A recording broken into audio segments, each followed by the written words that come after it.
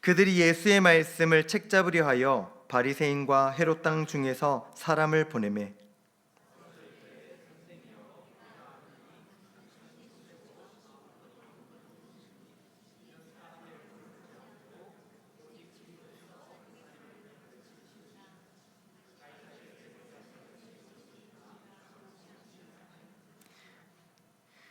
우리가 바치리이까 말리이까 한데 예수께서 그 외식함을 아시고 이르시되 어찌하여 나를 시험하느냐 데나리온 하나를 가져다가 내게 보이라 하시니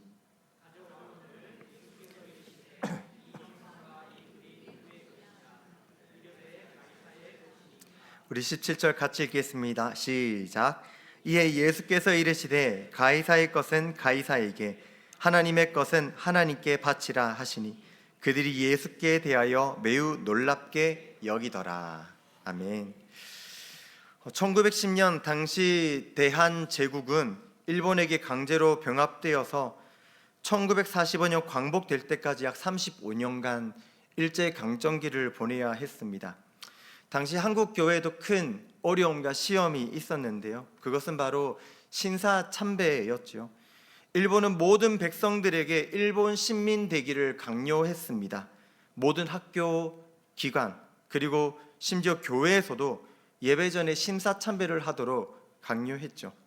조선 총독부는 신사참배가 종교 행위가 아니라 국민 의례라 말하며 유도합니다.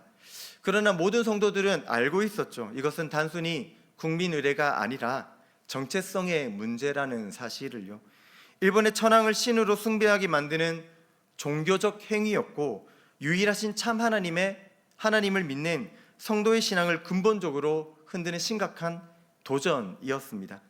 그러나 1938년 9월 9일 제27회 조선 예수교 장로회 총회에서 신사참배는 종교적 행위가 아니요 국민 의례이므로 기독교인이 이에 참여함은 충성의 표시로서 하등 신앙에 위배되지 아니한다 라고 결의하고 신사참배에 참여하게 됩니다.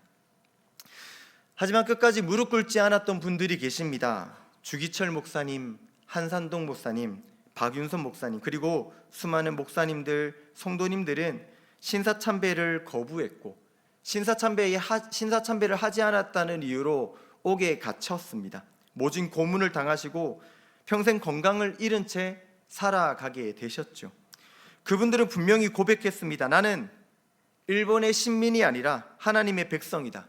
나의 주인은 천황이 아니라 예수 그리스도이시다. 그리고 이 결단 속에 우리 고신교단이 세워졌습니다. 우리 꿈꾸는 교회는 장로 교단 중 고신교단에 속해 있죠. 우리의 뿌리, 우리의 신앙 정체성은 타협이 아니라 옥고와 순교의 피 위에 신앙의 결단 위에 세워져 있습니다. 사실 이 정체성의 문제는 20세기 대한제국 그때만의 문제가 아니었죠. 예수님 시대에도 동일한 이 정체성의 문제가 발생했습니다.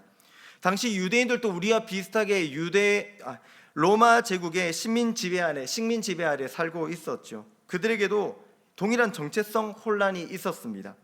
지난 성전 청결 사건 때도 우리가 말씀을 통해서 우리 살펴보았듯이 로마 주화에는 황제 형상이 새겨져 있었고 황제를 신으로 받들게 했죠. 유대인들을 스스로 질문해야만 했습니다. 나는 누구인가? 나는 로마의 신민인가? 아니면 하나님의 백성인가? 이 질문은 2000년이 지난 지금 우리에게도 동일하게 주어집니다. 우리는 누구입니까? 세상의 것입니까? 아니면 하나님의 소유입니까? 세상은 우리에게 다른 이름을 강요합니다. 너는 돈의 종이다. 너는 성공의 종이다. 그래서 세상의 이치에 맞추어 살아가라. 그러나 성경은 우리에게 말하죠. 너희는 하나님의 형상으로 지음받은 자다. 하나님의 것이다. 저는 요즘 이 설교를 준비하며 묵상할 때마다 이 민호기 목사님의 찬양 하늘소망이 계속 떠오릅니다. 그래서 지난 금요 철야 설교할 때도 이 말씀을 했었는데요. 나 지금은 비록 이 땅을 버타며 살지라도 내 영혼은 저 하늘을 디디며 산다라는 이 고백. 우리는 이 땅을 버타며 살아가지만 하늘의 주권 아래 살아가고 있죠. 우리의 정체성은 이 땅에 있는 것이 아니라 하늘에 있음을 믿습니다. 바라기는 오늘 말씀을 통하여 우리의 정체성이 무엇인가 다시 한번 더 기억하고 참 하나님의 백성다운 삶을 살아가기로 결단하는 저와 성도 여러분들 되기를 삼위 하나님의 이름으로 축복합니다. 우리 본문 13절 말씀을 함께 읽겠습니다. 13절입니다. 시작. 그들이 예수의 말씀을 책잡으려 하여 바리새인과 헤롯 땅 중에서 사람을 보내매. 지금 바리새인과 헤롯 땅에서 예수님의 말씀을 책잡기 위해 사람을 보냈습니다. 근데 여기서 이 보냈다, 보내매라는 말은요, 단순히 누군가를 보냈다라는 말이 아닙니다. 특정 목적을 가지고 공식적으로 파견한다는 의미를 가진 보내매라는 단어이죠. 마가복음 3장 6절 앞선 말씀을 보면요, 이미 바리새인과 헤롯 땅은 예수님을 죽일까, 어떻게 하면 죽일 수 있을까라고 생각하며 이미 함께 모여서 논의했었습니다. 즉 이들은 과거에 세운 계획을 지금 실행에 옮기기 위해서, 예수님을 죽이기 위해서 의도적으로 정치적인 연합을 이루어 사람을 보내고 있는 것이죠. 이 지점은 매우 중요한 대목인데요, 왜냐하면 바리새인 그리고 헤롯 땅은 절대 섞일 수 없는 두 집단이기 때문입니다. 우리가 바리새인은 잘 아시는 대로 하나님의 율법만이 우리의 유일한 기준이다 외치며 율법을 철저히 지키려고 외쳤던 그룹이죠. 종교적 순수성을 강조했고요, 그래서 민족주의적인 색채가 매우 강했던 사람들입니다. 그래서 로마의 지배를 거부했던 입장이죠. 반대로 헤롯 땅은 정치적으로 로마에 충성했던 사람들입니다. 이름 그대로 헤롯 왕가를 지지했었고요, 로마의 세금을 바치고 황제를 숭배하는 것을 따랐던 사람들입니다. 로마 체제를 유지하는 것이 자기들의 이익에 부합된다고 생각했지요. 이처럼 바리새인 그리고 헤롯 땅은 서로 입장이 극명하게 갈렸고 서로가 서로를 대적하는 입장이었습니다. 그런데 이 두 집단이 서로 하나 될 수 없는 이들이 한 마음이 된 것입니다. 표면적으로 보면 협력의 모습을 가지고 있지만 그들 안에는 악한 마음을 가지고 예수님을 공격하기 위해, 죽이기 위하여서 유대인들의 모든 권력자들, 힘 있는 자들이 함께 모여 연합을 하고 있습니다. 이것은 단순히 역사적인 사건을 넘어 당시 영적 현실이 어떠했는가를 보여주는 것이죠. 세상은 머리 대신 예수 그리스도와 그의 몸된 교회를 쓰러뜨리기 위하여 전력을 다합니다. 이해관계가 서로 달라도 하나님 나라를 대적하기 위하여 세상은 하나 되어 공격한다는 사실을 기억해야 됩니다. 이것이 이 세상에 살아가는 그리스도인과 그리고 이 세상, 이 치열한 영적 전쟁의 실상의 모습인 것이죠. 심지어 그들은 교묘하고 교활하게 예수님을 공격합니다. 14절인데요, 가이사에게 세금을 바치는 것이 옳으니까 옳지 아니합니까? 옳습니까? 옳지 않습니까? 여기서 말하는 세금은 일반적인 세금이 아니라 인두세를 말하는데요, 인두세는 로마 제국이 식민 지배한 백성들에게 그 나라들의 한 명 한 명 인원을 계수하고 그 인구 주사에 따라서 한 명 한 명의 머리 숫자만큼의 세금을 거두고 황제에게 직접 바치는 세금을 말합니다. 이 세금에는 너희는 한 명 한 명이 로마의 황제의 것이다, 황제의 백성이다 라는 의미를 가진 세금이죠. 서두에 언급한 이 신사참배와 매우 닮지 않았습니까? 그저 세금일 뿐이다 라고 말하지만 실제로는 황제를 신으로 섬긴다는 이 고백이 담겨져 있는 세금이었던 것입니다. 그래서 예수님이 세금을 내라 하시면 황제의 주권을 인정하는 것으로 여겨서 매국노가 될 것이고요, 반대로 세금을 내지 마라 라고 하면 로마의 반역자라 외치며 고발할 준비를 하고 있었던 것입니다. 어느 쪽으로 답해도 걸려드는 함정을 파놓고 질문했던 것이죠.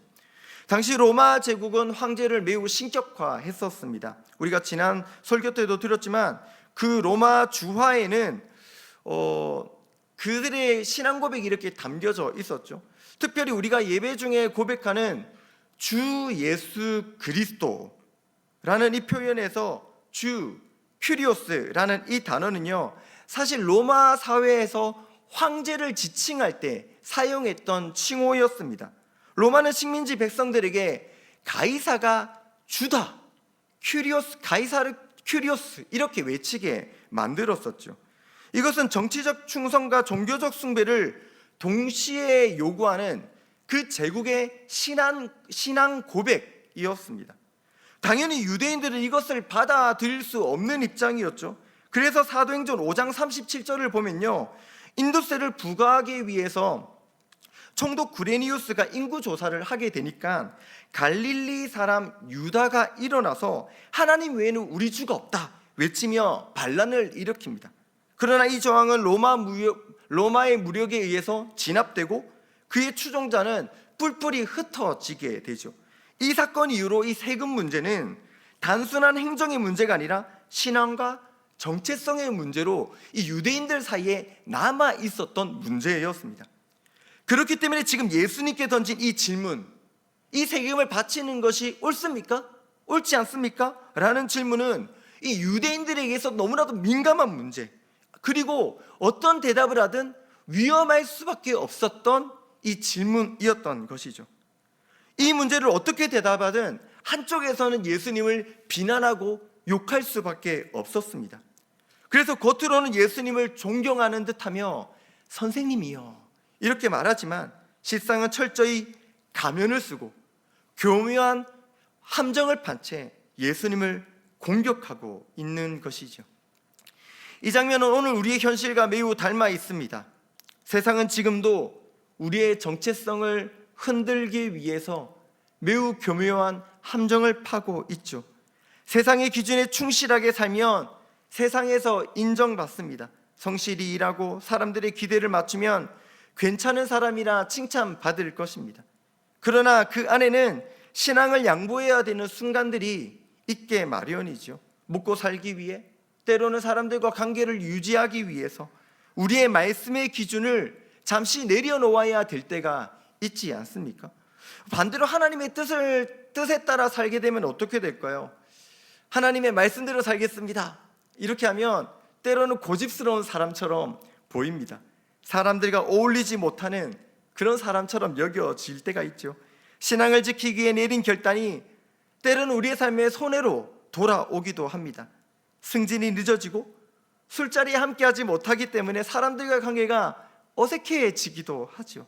결국 우리는 세상에서 인정받을 것인가, 하나님께 그 말씀에 순종하며 충성을 다하는 삶을 살 것인가, 이 사이에서 갈등하게 됩니다. 이것은 우리 성도들에게 있는 딜레마와 같은 것이죠. 그래서 어떤 분들이 이렇게 말합니다. 지혜롭게 해야 되죠. 지혜롭게 해야죠. 네, 맞습니다. 지혜롭게 하는 게 맞죠. 그런데 지혜와 타협은 다르지 않습니까? 세상이 말하는 지혜는 종종 이 신앙의 본질을 희석시킬 때가 있습니다.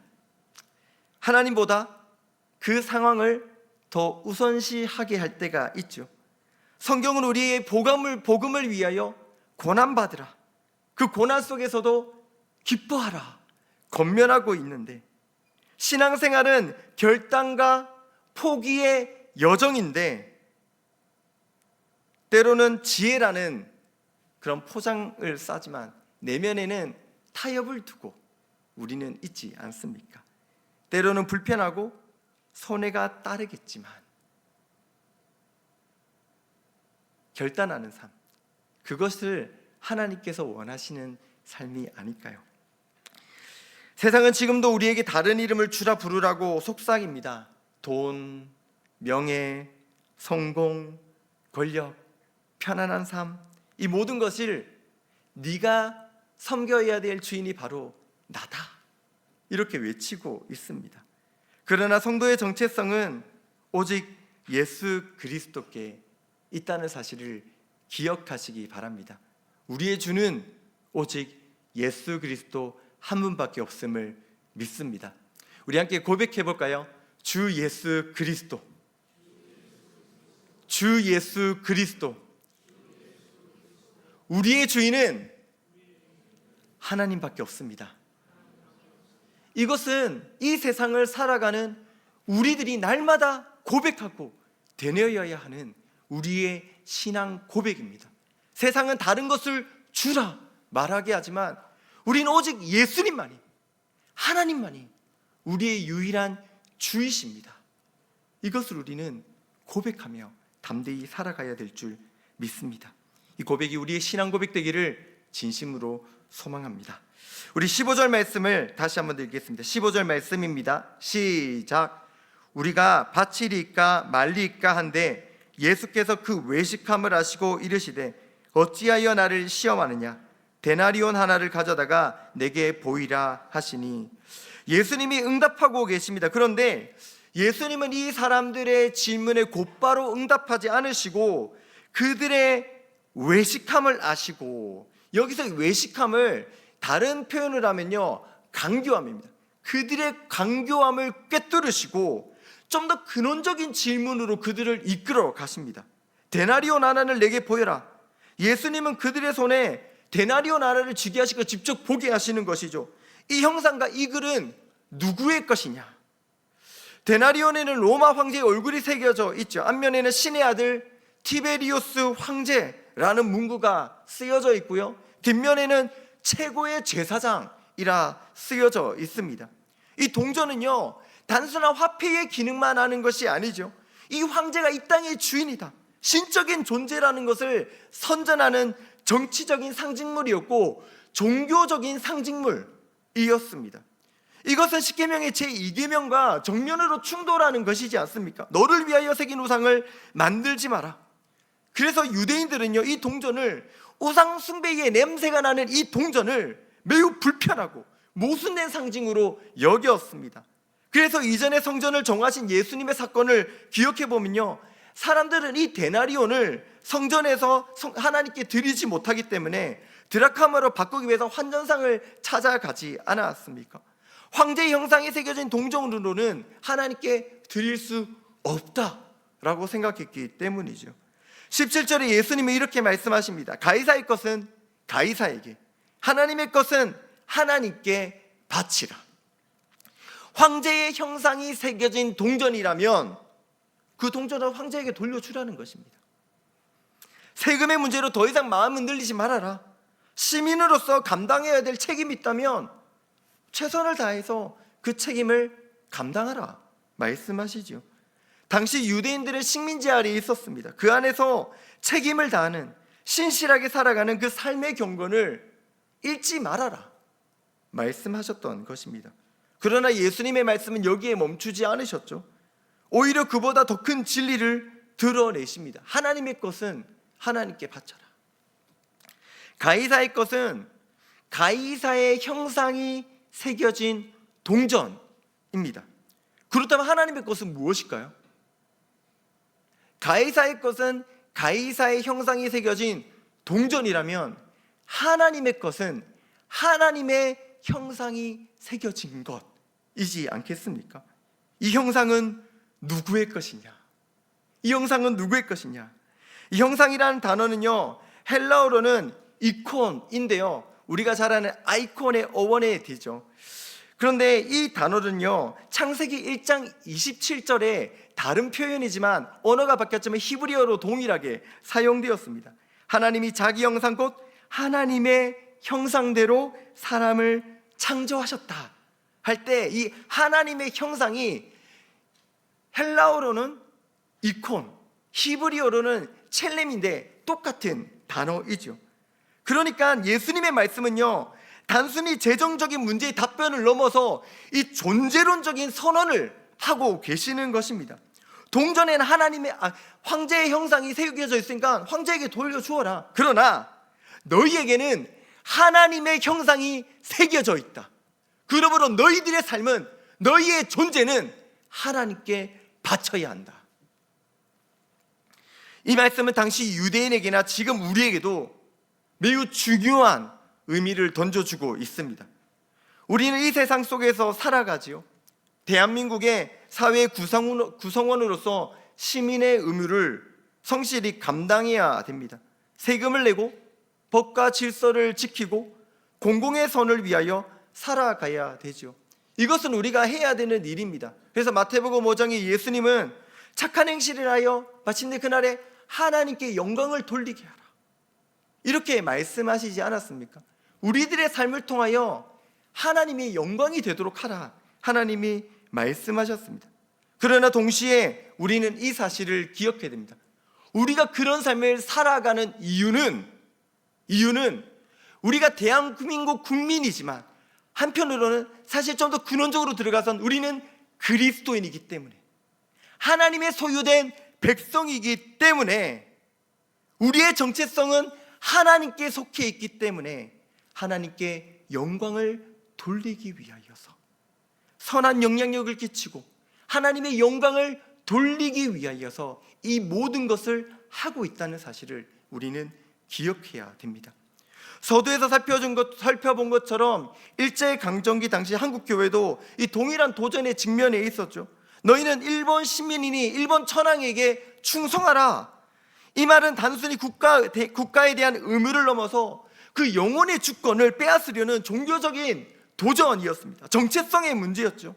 그러나 주기철 목사님과 신앙의 선배들은 그에 대해서 분명하게 선을 긋습니다. 세금과 행정의 의무는 국가에게 줄 수 있다. 그러나 예배의 주권은 오직 하나님께만 있다. 신사참배 거부는요, 단순히 정치적인 저항이 아니라 가이사의 것과 하나님의 것을 구분하는 신앙적 결단이었던 것이죠. 정체성의 도전 앞에 우리의 정체성이 어디 있는가를 분명하게 선언했던 것입니다. 이것은 하나님의 형상으로 지어진 우리 인간에 대한 고백이었고요, 하나님의 형상으로 지음받은 자에 대한 자기 정체성에 대한 신앙 고백이요, 자기 선언이었던 것입니다. 나아가서 하나님의 것을 하나님께 바쳐라 라는 이 말씀은요, 단순한 구분이 아니라 타락 이후에 잃어버린 그 하나님의 형상을 회복하라는 하나님의 회복으로의 초청입니다. 바울은 골로새서 1장 15절에 예수님을 보이지 아니하시는 하나님의 형상이라 이렇게 고백하죠. 예수 그리스도께서야말로 타락으로 훼손된 하나님의 형상을 회복시키시는 분이십니다. 우리는 예수 그리스도 안에서 새 사람으로 회복되어져 가지요. 그러므로 하나님의 것을 하나님께 바쳐라 라는 말은요, 종교적 구호를 넘어서서 하나님의 형상을 회복하는 삶으로 돌아오라, 회복하라 라는 예수님의 말씀인 것입니다. 우리 성도의 존재는요, 이 정체성 회복을 위하여 이 예배당 안에만 머무는 사람들이 아닙니다. 우리의 정체성은 교회 밖 세상 속에서 드러내는 것이기 때문이죠. 일터에서, 가정에서, 학교에서, 사회 속에서 하나님의 형상을, 하나님의 백성인 이 정체성을 드러내고 회복하는 삶, 이것이 바로 예배이지 않습니까? 바울은 이렇게 권면합니다. 그러므로 형제들아, 내가 하나님의 모든 자비하심으로 너희를 권하노니 너희 몸을 하나님이 기뻐하시는 거룩한 산 제물로 드리라. 이것이 너희가 드릴 영적 예배다. 아멘. 하나님의 형상으로 지음받은 성도는요, 그냥 하나님의 소유라는 이름표 하나 달고 다니는 존재가 아닙니다. 그 정체성에 맞게 말하고 행동하고 결정하고 그렇게 살아가는 자가 하나님의 백성의 정체성을 가진 성도이죠. 바라기는 저와 성도 여러분들의 삶이 그러기를 소망합니다. 그런 삶을 살기를 소망합니다. 우리는 하나님의 소유된 백성입니다. 하나님의 형상으로 지음받은 하나님의 것, 하나님의 소유인 줄 믿습니다. 세상 속에서도 우리의 정체성을 분명히 기억하며 하나님의 형상을 따라 살아가는 은혜가 우리 모두에게 있기를 삼위 하나님의 이름으로 축복합니다.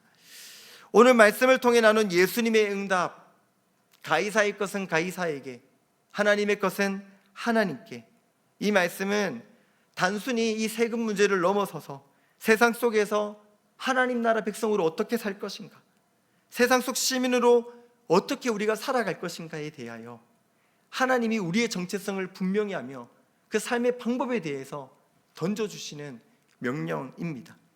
예수님은 성전 안에서만 아니라, 성전 안이 아니라 세상의 한복판에서 로마의 지배 아래 황제의 얼굴이 새겨진 이 동전이 통용되고 있는 현실 가운데 이 말씀을 선언하셨습니다. 예수님은 우리를 세상에서 격리시키시는 것이 아니라 오히려 세상 속에 우리를 보내시고 계시죠. 요한복음 17장 18절에 예수님이 이렇게 말씀하십니다. 아버지께서 나를 세상에 보내신 것 같이 나도 그들을 세상에 보내었다. 성도는 세상을 떠난 사람이 아닙니다. 세상으로 파송된 사람인 줄 믿습니다. 그래서 우리는 이 땅에 발을 디디며 살아가지만 이 세상의 책임을 회피하며 살아가는 존재들이 아니죠. 사회 속에서 성실하게 맡겨진 책임을 감당하지만 나라를 위해 기도하고 이웃을 사랑하며 섬기며 가정을 세우며 그렇게 살아가지만 이 모든 일이 하나님께 속한 사람임을 기억하며 하나님의 영광을 위하여 세상 속에서 감당해야 될 그 거룩한 의무를 다하는 삶, 그것을 하나님이 우리에게 마땅히 행할 일을 행하라 말씀하시는 줄 믿습니다. 예수님은 그저 세상 속의 책임을 다하는 수준이 아니라 그 안에서 하나님의 형상을 드러내는 삶을 살아라 명령하십니다. 어두운 세상 가운데 빛 대신 예수 그리스도를 비추는 삶, 이것이 바로 하나님의 것은 하나님께라는 이 말씀의 핵심 명령인 것이죠. 우리의 존재 자체가 하나님께 속했음을 인정하고 그분의 형상을 삶으로 증거하라란 부르심입니다. 그렇다면 우리의 삶은 구체적으로 어떤 삶을 살아야 될까요? 우리 성도는 세상 속에서 게으르거나 무책임한 그런 삶을 살 수 없습니다. 좋은 크리스찬이 되기 위해서는 좋은 학생이 되어야 되고 좋은 회사원이 되어야 되고 좋은 엄마 아빠가 되어야 되는 것이죠. 좋은 회사원은 좋은 크리스천이 될 수 없을지라도 좋은 크리스천은 좋은 학생이 되어야 합니다. 직장에서, 학교에서, 가정에서 맡겨진 그 일들을 성실히 감당하고 이웃과 공동체를 섬기는 것, 공공의 선을 위하여 최선을 다하는 삶, 이것은 하나님이 우리에게 맡겨주신 성도의 삶의 기본입니다. 때로는 세상의 요구가 하나님의 뜻과 충돌할 때가 있으면 어떻게 해야 될까요? 그때는 과감히 그것을 포기해야 되겠죠. 내려놓을 줄도 알아야 됩니다. 더 빨리 인정받고 더 많이 얻을 수 있는 길이라도 하나님의 뜻을 거스른다면 우리는 그것으로부터 단호히 돌아설 줄도 알아야 됩니다. 세상은 그것을 손해라 부르지만 성도는 그것을 신앙의 선택이라 부릅니다. 하나님 앞에서 정직하게 사는 한 걸음이 세상 앞에서 가장 위대한 증언이 될 줄 믿습니다. 하나님은 결코 우리에게 헛된 순종을 요구하시는 분이 아니십니다. 우리가 내려놓는 그 순간에도 하나님은 우리를 책임져 주실 줄 믿습니다. 세상은 계산을 따라서 움직이지만 하나님은 약속을 따라서 일하시는 줄 믿습니다. 믿음 때문에 포기한 자리, 정직 때문에 잃은 자리, 순종 때문에 흘린 눈물은 하나님이 반드시 은혜로 채우실 줄 믿습니다. 사랑하는 성도 여러분, 오늘 말씀을 통하여 하나님이 우리에게 주신 이 삶의 고백, 이 고백이 저와 성도 여러분들의 고백이 되기를 진심으로 소망합니다. 세상을 버타며 살아가지만 하늘을 디디며 살아가는 성도의 삶, 때로는 포기하고 희생해야 되는 것들이 있을지라도 담대하게 우리의 신앙을 고백하며 살아가는 삶, 이 믿음의 길 끝까지 걸어가는 저와 성도 여러분들 되기를 삼위 하나님의 이름으로 축복합니다.